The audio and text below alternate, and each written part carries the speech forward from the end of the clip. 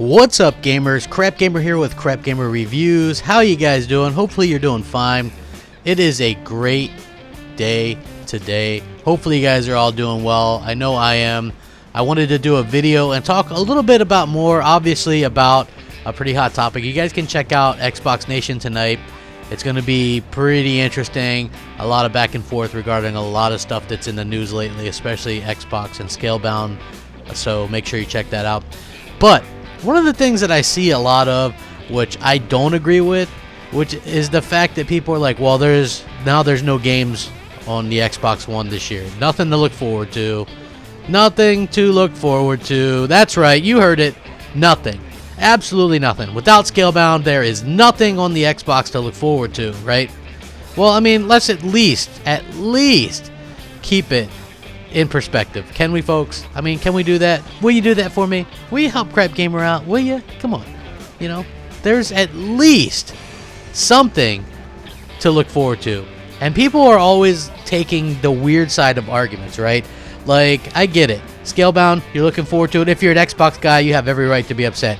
If you're a PlayStation guy and just using that as some lame-ass excuse to attack Xbox or Xbox fans, then you're the one that needs to look in the mirror and realize that you're the troll and that you're the one that has no real inkling or right to even talk about it, you know, especially if you don't have an Xbox already. So I just feel like, for the most part, you know, Sony has got a pass for having next to no exclusives since its launch. When you look at its launch, let's take a look at the Xbox One versus the PS4. PS4 launched with Knack and Killzone Shadowfall. Xbox One launched with Forza Motorsport 5. It launched with Dead Rising 3. It launched with Rise Son of Rome.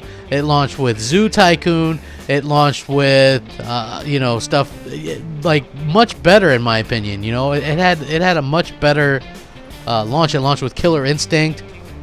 I think that people are quick to kind of, you know, judge the Xbox, and they don't do the same with the PlayStation, and that's unfortunate. You know, if the Xbox is dry this year, then what the hell has the PlayStation been since launch? I mean, can we get a grip? How about the holidays, where Sony's had next to nothing every single holiday since launch? Next to nothing. And nobody talks about it. But when Microsoft, cancels a game or whatever, you know, obviously Xbox done. You know, that's the stuff that really grates you. You know, you really kind of gets on your nerves, gets under your skin a bit, because there's that double standard. And I talked about this a little bit before, and I wanted to talk about it a little bit more in and of itself, just the whole double standard with the games and how it's okay for, to hate on Xbox but not PlayStation. Like, why is it okay to say that one doesn't have games when something's canceled but not the other? Why is it okay to say one's about to close up shop as a company or something along those lines when they close a studio, but not the other? You see, do you notice the double standard? Because I sure as hell noticed the double standard. Hey, you don't have to look too far. Just go back to any time Sony closed a studio or canceled a game.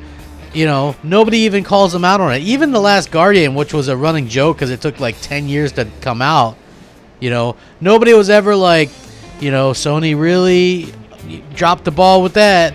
Or, you know, they never really pressed Sony for that. You know, there was never any real pressure on Sony where they're like, well, is it canceled? Is it canceled? Is it canceled? Where it's like Microsoft, a game doesn't come out or isn't shown like right away or as often as you'd like, and so it must be canceled, right? Like, people were running around saying that Crackdown 3 might be canceled and things like that, and we know now that it's not. They've responded and said no, it's not. You know, that's good to know. There's plenty of games. Maybe the games aren't ones you're interested, but I did a video with like, I think 16 exclusives coming out, and even if you take away Scalebound, there's still 15 in there, and probably more that we don't know about. So, I mean, you're still going to have plenty of content no matter what you are. And this is a really risky year for Microsoft because there's no mainline Halo, there's no mainline Gears franchise coming out this year. So, I think we have to take it into account, and we have to cut them a little bit of a break. And also, we have to look at the difference between the two and say, if you say this about Microsoft now, can we say it about Sony later? Or if we didn't say that when Sony went through that problem, How the hell can we say that when Microsoft goes through that problem? These are things that I question. Do you question them too, or are you just okay with like the double standards and things like that? I know I'm a fanboy. I prefer Xbox, but I can still call them out and say when they messed up. The problem is, if you're a PlayStation fanboy, do you do the same?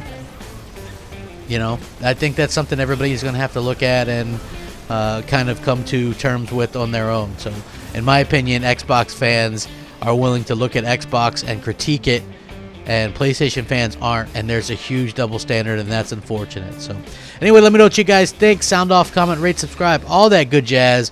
And as always, rack 'em up. Thanks for watching. Crapgamer out.